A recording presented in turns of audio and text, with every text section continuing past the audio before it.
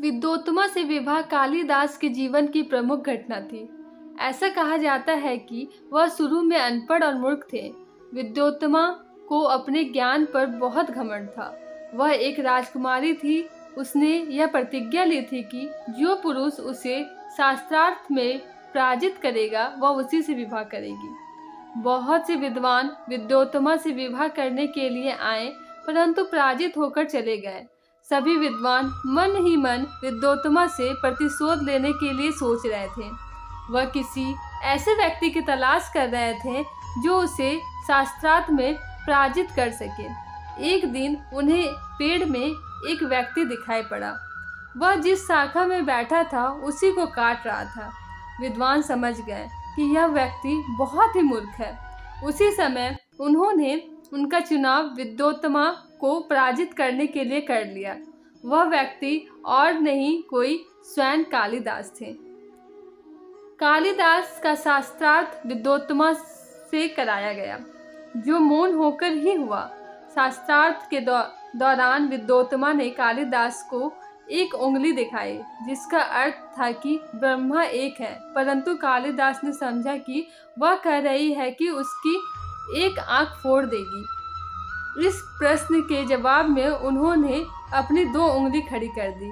कालिदास का अर्थ था कि यदि वह उसकी एक आंख फोड़ेगी तो उसकी वह 2 आंख फोड़ देंगे। परंतु विद्योत्तमा समझी कि सृष्टि में ब्रह्मा और जीव दोनों हैं, इसलिए वह संतुष्ट हो गई। फिर उसने अपनी 5 उंगलियां खड़ी कर दी, जिसका अर्थ था कि हमारा शरीर 5 तत्वों से मिलकर बना है। कालिदास समझे कि वह उसे थप्पड़ मारना चाहती है। उन्होंने अपनी 5 उंगलियों को जोड़कर एक मुट्ठी बना दी और संकेत में कहा कि यदि तुम मुझे थप्पड़ मारोगी तो मैं तुम्हें घूंसा मारूंगा। परंतु इस उत्तर को विद्योत्तमा ने दूसरे प्रसंग में लिया। वह समझी कि 5 तत्व को अलग अलग हैं, परंतु मन तो एक ही है और मन सभी तत्वों को संचालित करता है। इसलिए विद्योत्तमा को यह उत्तर भी सही लगा और इस तरह धीरे धीरे कालिदास ने उसे शास्त्रार्थ में पराजित कर दिया।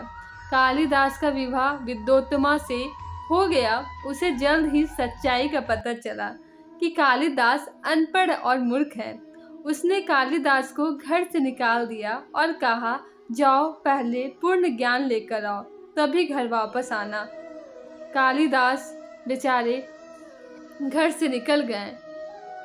ये कालिदास के जीवन की महत्वपूर्ण घटना थी। उनके अहम को ठोस पहुंची और उन्होंने ज्ञान प्राप्त करने का निश्चय कर लिया। कालिदास ने काली देवी से की आराधना की और अध्ययन करके वह ज्ञान और धनवान बन गए। ज्ञान प्राप्ति के बाद जब वह घर लौटे तो उन्होंने दरवाजा खटखटाया। तभी विद्योत्तमा ने चकित होकर कहा, कोई विद्वान लगता है आया है। वह अपनी पत्नी को अपना गुरु मानते थे। इस तरह कालिदास की यह घटना प्रचलित हुई। आज के लिए बस इतना ही। Thanks for watching. Like, share and subscribe my channel.